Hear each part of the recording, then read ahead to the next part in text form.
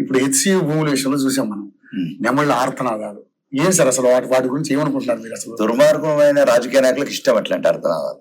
బా ఇప్పుడు ఇక్కడ ఉన్న రాష్ట్ర ప్రభుత్వంలో, ఒక దుర్మార్గమైన రాష్ట్ర ప్రభుత్వంలో ఏమైతే 400 ఎకరాలు, అసలు 400 ఎకరాలు అమ్మకపోతే బతకము, దాన్ని ఫ్రిస్టే తీసుకుంటాం గౌరవనీయ ముఖ్యమంత్రి గారు. ఓకే, ఇప్పుడు పెద్ద ఆయన గౌరవనీయ ముఖ్యమంత్రి పెద్దోడే, ఇప్పుడు వయసులో చిన్నోడైనా పెద్దోడే. ఆయననే పిసిసి ప్రెసిడెంట్ ఉండి వీధి వీధి వాడవాడ అరిచాడు. గత ప్రభుత్వం మొత్తం ఉన్న ఆస్తులు అమ్ముకుంటుంది, భవిష్యత్ తరాలకు ఎటువంటి ఉపయోగం అంటే భవిష్యత్ తరాలకు కావాల్సిన స్కూల్స్ కావచ్చు, పార్క్స్ కావచ్చు, ఇవన్నీ అమ్మేసుకుంటున్నారు ఇట్లా నియో పోలీసులు అంటే అని ఆయన గగ్గోలు పెట్టాడు. ఆయన హైకోర్టుకి వెళ్ళాడు. ఈ రోజు అంత ఉన్నతమైన పదవులు ఉన్నప్పుడు అంత అట్లాంటి ఆలోచన కరెక్ట్ కాదు ఆయనకు. నెమ్మలని నిమ్మకలని దానిలో ఏ అనడము, ఇది అనడము, రకరకాల ఇన్వెస్టిగేషన్ చేయమంటాం. ఇది ఎందుకండి? ఏమవసరం? వ్యక్తిగతంగా నెమళ్ళ మీద, జింకల మీద, అదేమంటారు వీటి మీద ఏం కక్ష తెచ్చుకుంటాం? ఎందుకంటే మనకి అటవీ సంపద ఇప్పటికే నిజంగా కూడా అడుగుతున్నాయి. ఇంతకు ముందేమో ఏమంటారు వరి చేలు అడుగుతున్నాయి, మీరు ఇచ్చే రైతేయడానికి. ఇప్పుడు అడుగుతున్నాయి, ఏ నాయకుడు అడుగుతలేడు మా గురించి అని. ఇవి అడుగుతున్నాయి, నెమ్మలు అడుగుతున్నాయి, ఇంకలు అడుగుతున్నాయి. మమ్మల్ని కాపాడే నాయకుడు ఒక్కడు కనబడట్లేడని. నిజంగా సార్ చెప్పండి, దాంట్లో ఏముంది? 400 ఎకరాలు ఉండని యూనివర్సిటీ 2500 ఎకరాలు ఇచ్చిందా? టెక్నికల్ రీజన్స్ ఎందుకు వెళ్తున్నారు మీరు? కానీ ఆ ల్యాండ్ కున్న వాల్యూని బట్టి వాల్యూ చాలా ఉంటుందండి. చెప్తున్నారు సెక్రటరీ కూడా చెప్తారు. మరి నెక్స్ట్ 400 ఎకరాలు నెక్స్ట్ ఏం పంపుతాం? అప్పైతే ఎట్లనే చెప్తున్నావు. పోయిన సంవత్సరం 1,60,000 కోట్లు చేసినావు. నువ్వేమో గత ముఖ్యమంత్రిని ఏమన్నావు 7 లక్షల కోట్లు అప్పు చేసినావు 10 ఏళ్ళలో అన్నావు. అంటే సంవత్సరం 70,000 కోట్లే. నువ్వు రెండింతరైనవు. బాప్ నంబరి బేదర్దస్ నంబరి.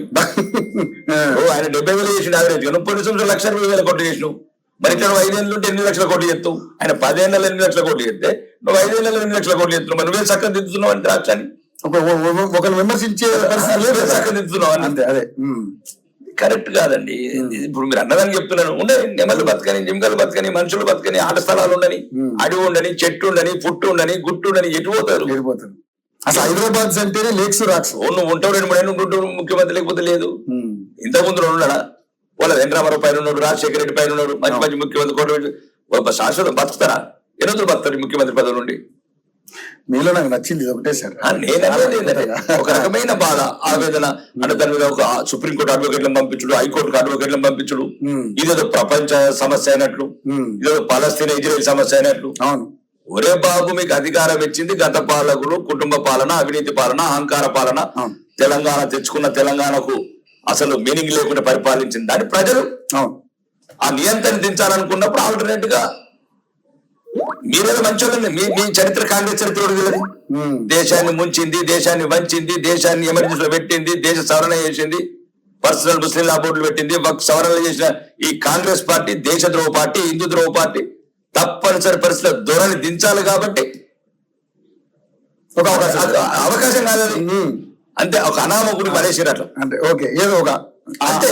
అంటే దాన్ని అంటే ఆ గెలుపుని ఎలా చూస్తారు మీరు? మళ్ళా గెలిపే కాదంటే, ఆ గెలుపు కాదు, నాది కూడా గెలుపు కాదు. నాదైతే జీవన్ రెడ్డి అని ఒక మాజీ శాసనసభ్యుడు ఆ ప్రాంతం మీద అవినీతి, అహంకారం, అరాచకం, అత్యాచారాలు చేస్తుంటే ఆ సరైన సమయంలో పోయాను కాబట్టి వ్యతిరేకత. ఇప్పుడు 5 ఏళ్ల తర్వాత గెలితే నేను అది రేవంత్ రెడ్డి దమ్ముంటే 5 ఏళ్ల తర్వాత గెలుపు ప్రభుత్వం ఏమో చూద్దాం. ఈ కాంగ్రెస్ మంత్రులు, సీనియర్ మంత్రులు గప్పాలు కొడుతున్నారు కదా, చూద్దాం దమ్ముంటే. ఏదన్నా మీ ఫ్రాంక్నెస్ కి నిజంగా ఎందుకంటే దీన్ని ఒప్పుకుంది రాలేదు. ఇప్పుడు